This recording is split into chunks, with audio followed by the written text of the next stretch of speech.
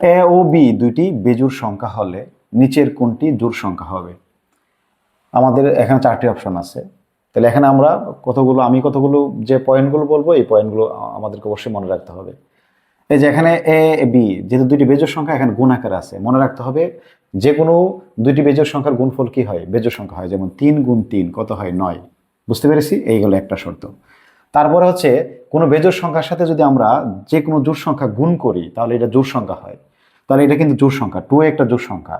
তার সাথে আমরা একটা বেজোড় সংখ্যা যোগ করলাম, তাহলে 4 এর সাথে যদি একটা বেজোড় সংখ্যা যোগ করলে কত হলো? 7 হলো নাকি? তার সাথে আরো 2 যোগ করি আমরা, তাহলে কত হয়? 9। বুঝতে পেরেছি কিনা?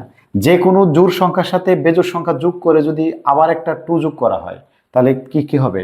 একটা বেজোড় সংখ্যা হবে।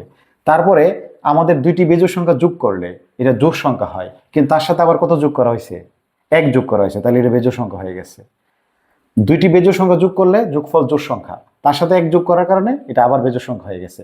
এবং আমরা দেখতেছি এখানে দুইটা বেজোড় সংখ্যার সাথে কিন্তু জোড় সংখ্যা কি করা আছে? গুণ করা আছে। তাহলে অবশ্যই এটা একটা জোড় সংখ্যা, এটা একটা জোড় সংখ্যা। আর দুইটি জোড় সংখ্যা গুণ যোগ করলে জোড় সংখ্যা হয়। তাহলে আমাদের সর্বশেষ অপশনটি হচ্ছে সঠিক।